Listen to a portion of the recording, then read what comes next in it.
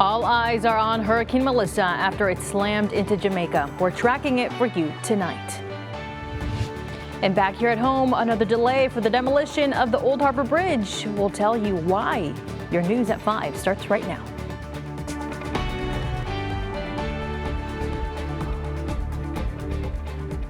Well, good evening and thank you for joining us. I'm Clara Benitez Cortez. We lead things off tonight with Hurricane Melissa. The deadly Category 5 storm made landfall in Jamaica today and could reshape the island for years to come. As Michael Yoshida reports, it's triggering a humanitarian disaster.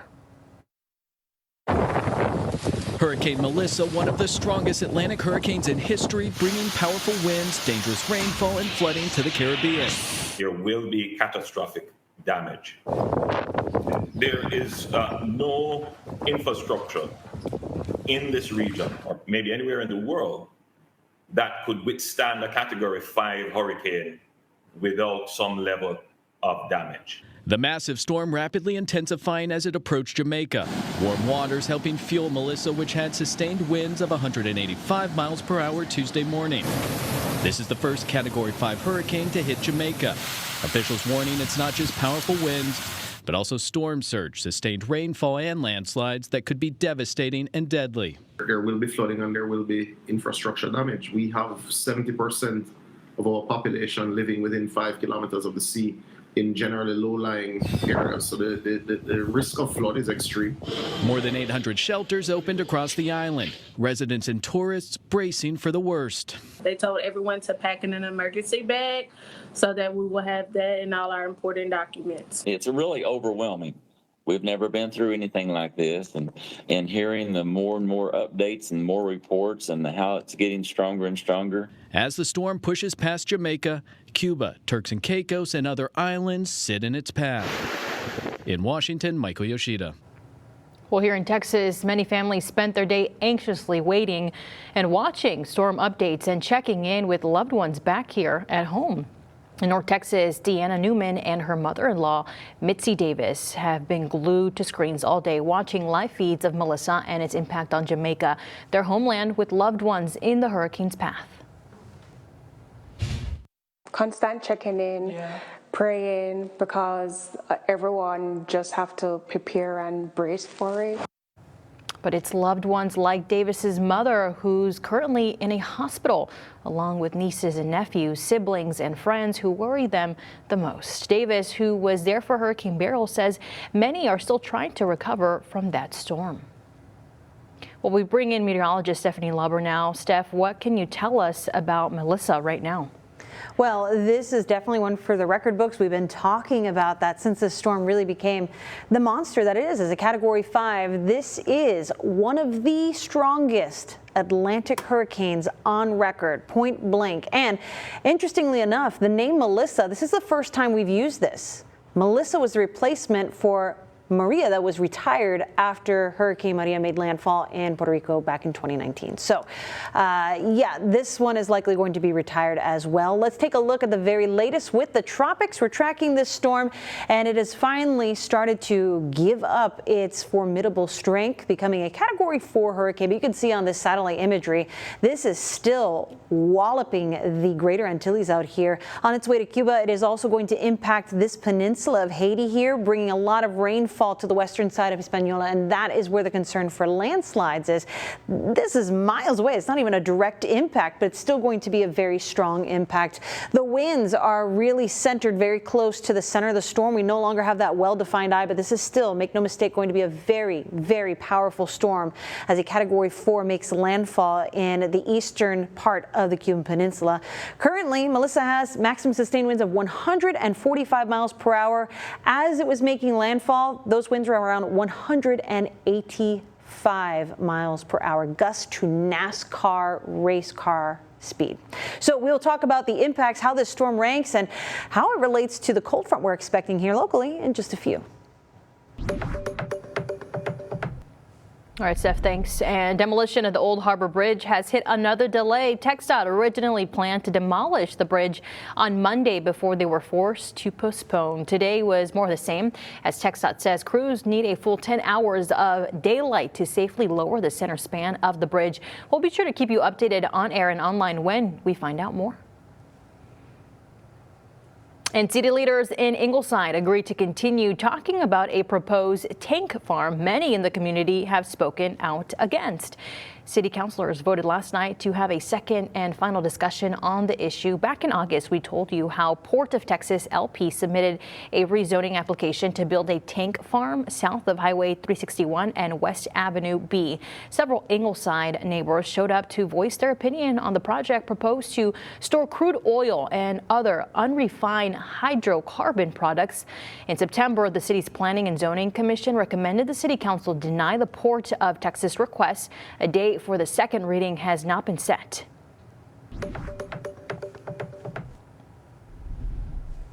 Well, the U.S. Senate failed to pass a government funding bill for the 13th time today. The motion upon reconsideration is not agreed to. Today's vote came on the 28th day of the government shutdown and fell mostly along party lines, failing to reach the 60th vote threshold. 3 Democrats voted yes, while 2 Republicans voted no, which was as expected. For now, the government shutdown will remain in place. A coalition of Democratic running states are suing the Trump administration. They're trying to prevent billions of dollars in cuts to federal food assistance that is set to kick in this weekend. Democratic attorneys general and governors from 25 states plus Washington, D.C. are behind the suit. They claim the Trump administration is threatening illegal cuts to SNAP. SNAP stands for the Supplemental Nutrition Assistance Program, commonly known as food stamps. The White House says the Department of Agriculture doesn't have the power to use its contingency funds to cover the SNAP program beyond Saturday, well, because of the government shutdown. And Texas Attorney General Ken Paxton has filed a lawsuit against the makers of Tylenol. The lawsuit claims the companies Johnson & Johnson and Kenvue deceptively marketed Tylenol to pregnant mothers and that medication is tied to an increased risk of autism. The lawsuit asks for a jury trial and calls for the companies to pay civil penalties to the state in the amount of $10,000 per violation. Kenvue responded in a statement saying Tylenol is safe and the company will vigorously defend against the claims. Well, President Trump is on his way to South Korea today as part of his weekend-long tour talking trade with his Asian counterparts. But before he left, he saluted sailors aboard the USS George Washington in Japan. Trump joined Japan's new Prime Minister, Sanae Takaichi, after 2 signed an agreement on trade and critical rare earth minerals. The joint effort is designed to counter China's rising influence in the region. While Trump focused on trade, he also touted what he called his administration's successes, including surging troops into U.S. cities. If we need more than the National Guard, we'll send more than the National Guard because we're going to have safe cities. Well, defending strikes on ships in East Pacific that he says belong to drug cartels, but offering no proof.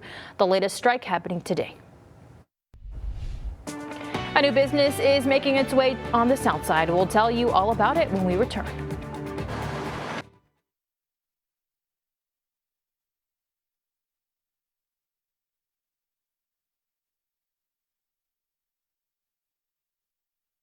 You're watching Chris 6, part of the Scripps News Group. A new restaurant is coming to Moore Plaza on the South Side. Crews with Star Demolition have started tearing down the old TGI Fridays to make room for Yard House. Yard House is known for its large selection of draft beers and diverse menu. There are several locations across the country, including several here in Texas, and no word on when it will open. Well, Timbergate Drive project on the city's south side is continuing, and drivers can expect more lane closures this week. Starting Wednesday, tomorrow, Timbergate Drive between South Staples and Snow Goose Road will be a one-way road going eastbound. Crews are working on reconstructing the road while also upgrading curbs, gutters, and sidewalks. The $4.73 million project is being funded by Bond 2022. It's expected to be completed by July of next year. It's time out for a look at traffic. We send it over to Stephanie. All right, for that commute home, it's going to be a lot warmer than the commute home tomorrow, I can tell you that. Looks like a pretty sunny day out there. We've had some clouds move through, but we may even have a little rain coming on the way soon. More on that in your forecast. But right now, let's go to our maps to show you where some slowdowns may be. The usual stop and go on 37 as you approach the crosstown, whether you're heading to Portland, downtown, or the crosstown south. That is the usual stop and go we see as folks try to figure out where they need to go. We're looking good as SPID and the crosstown interchange. Some stop and go on Saratoga. Not too busy, but expect the brake lights between Custorius and Weber. And as we zoom in closer as to what's happening on the usual culprits, Staples is going to be a busy ride from about Hanlon Middle School all the way down to Saratoga, so be patient. As you head out, make sure you stay safe and drive safe. Stick around. I got more on our cold front and what to expect ahead.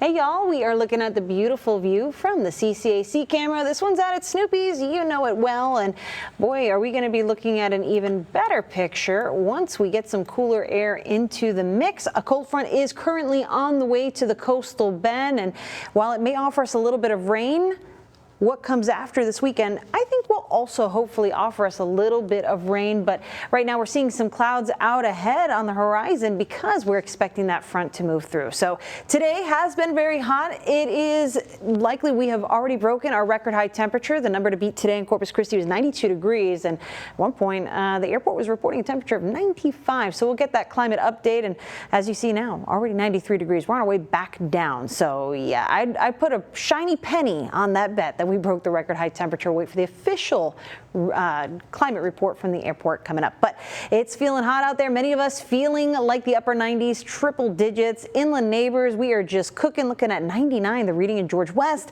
97 in Alice, and Fanfurias, 98 for San Diego, Freer, and Hebbronville this afternoon. Don't think because you're on the coast in those middle 80s that we're feeling the relief. The breeze helps, but that humidity has definitely been the difference maker here. So along the coast, that's where we're seeing the biggest surge of that air you can wear, with dew points in the 70s in the locations. This is why you are so much hotter. It's because we have slightly drier air. It's all part of that wind direction because it's been generally from the south. You don't get that fetch from the Gulf to really make things oppressively humid, such as on the coast. But we are all going to be looking at extremely dry conditions as we head on into tomorrow. So a lot of change on the way.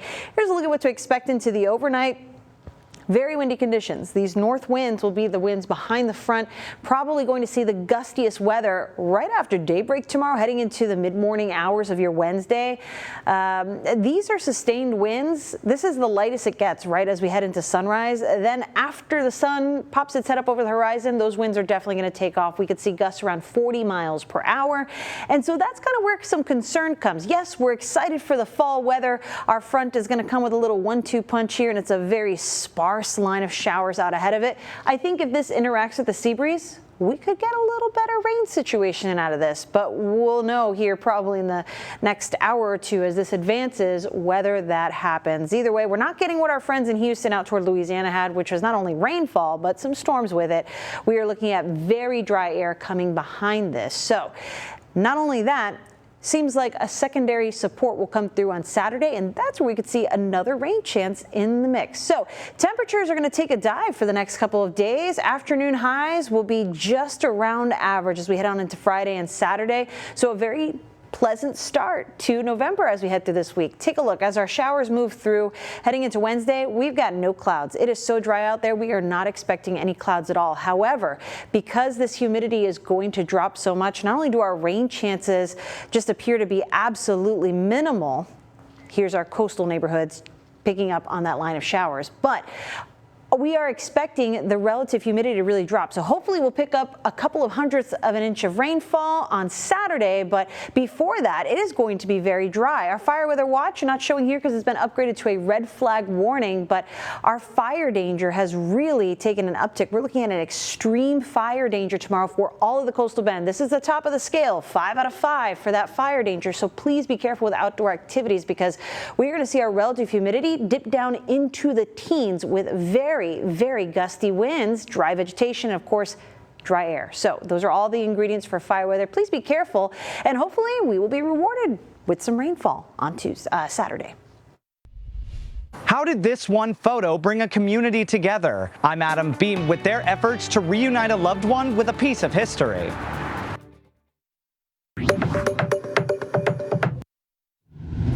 I'm your Beeville neighborhood news reporter, Adam Beam. Social media can be a powerful tool, and a group of neighbors recognize that as they set out to return a piece of history to its rightful owner.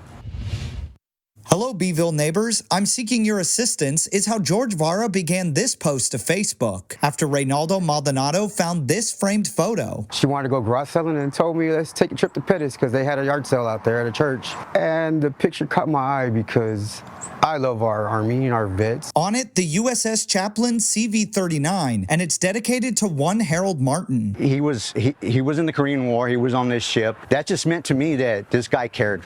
He cared about his community and his service. So when Ray reached out to me about that picture and I went over there to his house and I saw it, I said, it's probably family history to somebody. And after some searching, within 24 hours, it was amazing. They not only learned more about Harold Martin, but found his family as well. Hi, this is Adam Beam with Chris 6 News out of Corpus Christi, Texas. How are you? I had the privilege of speaking to Mary, Harold's widow, who was reunited with a piece of her husband's history she didn't even know existed. But I can't remember the picture. And my question was, how in the world did that picture get in Pettis, Texas? She tells me her husband was a proud member of the Navy and then later the U.S. Air Force before retiring to civilian life. And now that a part of him is home, it brings back all the memories of her husband's life of service and of love. It's nice to have it. He was a very friendly, outgoing person. He never met a stranger. If he met you, you would have thought he had known you all of your life.